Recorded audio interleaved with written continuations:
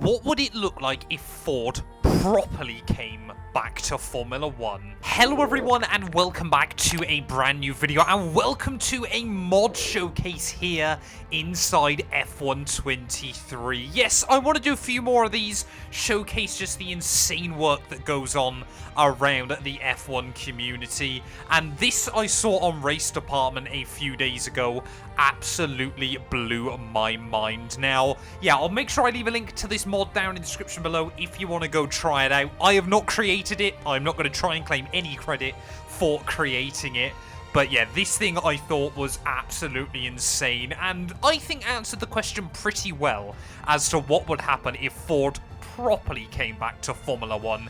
Yes, I know they're kind of back in 2026, obviously with Red Bull. They've got the naming rights over the engine, but Ford have had such a weird and fantastic history in Formula 1 that I think this car really does them justice there. You've obviously got the blue, red and white colour combination that has become synonymous with Ford's motorsports pedigree in the last few years. Of course, you know, the iconic GT cars at Le Mans and obviously racing in the US and things like that. So we're going to take it out onto the track today and yeah, discuss what makes Ford so special in the world of Formula 1. Well, I've set us up then here in Las Vegas then for this race. Of course, we're racing, we've got to take Ford back to America, obviously for their home Grand Prix, and obviously with 3 US Grand Prix to choose from, we've certainly got a good choice under our belt as well there, as we'll immediately have a little bit of contact with one of the other American teams as well in Formula 1. Of course, we know Haas in recent weeks have gone through some potential major changes for the future. But yeah, this car though, I think looks absolutely fantastic on this game. I'll try and make sure I cycle through the cameras over the course of this video as we'll get down the inside of Alex Albon there at the top of the back straight. Not really sure which straight you call the back straight around this venue, but yeah, this thing does look really, really cool as well there. But yeah, Ford, I'd argue, probably have one of the weirdest Formula 1 histories of all time, kind of in and out of the sport. Now, obviously back in the late 90s and early 2000s, obviously they were effectively funding the Stewart Grand Prix team, bought that, turned it into Jaguar, and then that got turned into Red Bull, which of course we know today. So Ford have kind of gone crawling back to Red Bull, if you will, in real life, but their history goes much, much further back than that. They powered McLaren, for example. Some of you might not have known that back in 1993. It wasn't particularly successful, but they did, yeah, power McLaren.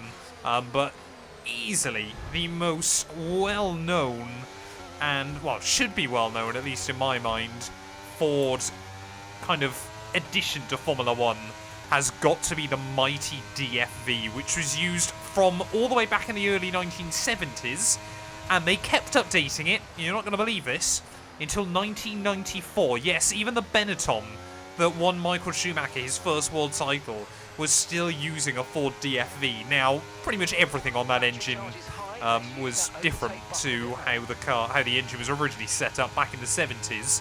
But that engine is by far and away the most successful that there has ever been inside Formula 1. So it's safe to say Ford certainly have a fair share of history within the sport as well, and a huge amount of success, despite the fact, yeah, they've never, as far as my knowledge stretches back, never technically owned an F1 team. Of course, they did own a Formula 1 team when they had Jaguar back in the early 2000s, which was not a success, I think it's safe to say, but it is certainly, yeah, going to be cool to see them obviously on the side of the Red Bull car in just a couple of years' time. Not really the return that I would expect to see, but you know, it is what it is. Gonna look though at this car from different angles though. I must admit, I do hate racing in the offset T-Cam. But yeah, I think this thing suits the Vegas aesthetic as well though, which I think is very cool. We'll make sure we give Pierre Gasly just enough room there as we make our way out onto the front straight once again. I mean, there's so many straights here in Vegas, I don't think you can really decide which one is which there, but I believe Fernando Alonso is winning this race. Trying to take then a look at this car from a little bit further. You can see, yeah, you really have only got the blue on the kind of around the cockpit and the halo there. Around a lot of the rest of the car, it is actually white, which I think, yeah, is a fantastic little addition as well there. This mod is so, so cool. As Gasly then will get back down my inside. I must admit, it feels ridiculously cursed racing on F1 23 in this camera angle, as, yeah, I think that was Sonoda tried to look around my outside, but certainly couldn't make anything happen there. The proper angle, though, yeah, this thing does look absolutely beautiful, though, and like I said, you know, it's a fantastic mod that I would highly recommend anyone give a try inside F1 23. But like I said, I kind of want to showcase more mods as we move through 2024. You know, so many people do so much incredible work within the F1 space that I do feel like, you know, it should all be showcased. So like I said in the intro, if you want to give this mod a try, it is actually for the My Team car, so you could technically do, yeah, an entire Ford career mode with this livery if you wanted to. I would highly recommend checking it out. There'll be a race department link down in the description below. I also will be covering in a video very, very soon about how you get semi-modular mods to work as well, because I think a lot of people are rather scared about modding inside F1 23, but once you've got semi-modular mods downloaded, it's really, really simple. This literally took me 2 minutes to install inside F1 23, and it's very much just plug and play. You know, there's a lot of teams that do some fantastic development work to kind of give the F1 game a little bit more longevity as well there. But yeah, can we try and see if we can recover back up to the points by the end of this race? There's certainly a lot of fights going on just up the road. I made Jenson Button my teammate for this event. I don't actually know where he's running, whether he started behind us or way further up the road.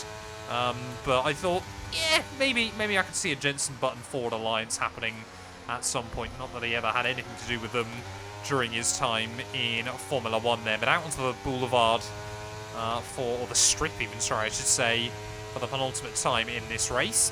Yeah, this does look brilliant under the lights as well. They see we've got different sponsors: Castrol, BP, obviously a lot of Ford logos as well there, but also Bang & Olufsen, and I believe Samsung as well.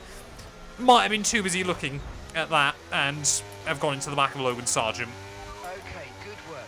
Great pass. Little bit of front wing damage there. That's okay though. It seems like we've got a ridiculous battle as well going on for the lead of this GP with just one more lap to go then here from Vegas. Final lap of the race. Final lap. Let's see if we can try and save some battery then, ready for the back straight, as Leclerc and Hulkenberg there just a little bit further up the road, still side by side. Ocon, I believe, is our final driver up inside the top 10 at the moment, but here comes Kevin Magnussen again trying to look past me. This is set to equal cars, so don't read too much into what's going on, although I don't quite get how Leclerc is battling for 10th in equal machinery on this game. But yeah, we can see, oh, we're getting taken by everyone now. Yuki Tsunoda getting the elbows out. People have had enough. They've admired this Ford car, and now they want to try and get back past it before the end of this race. Out onto the strip the final time, though I think it might be Lando Norris that is leading this race up the front of the field, so he might be about to take victory here in Vegas, but he's going to be under a lot of pressure. Are we going to see any chaos in towards the final few corners of this Grand Prix? Back down the inside of Magnussen.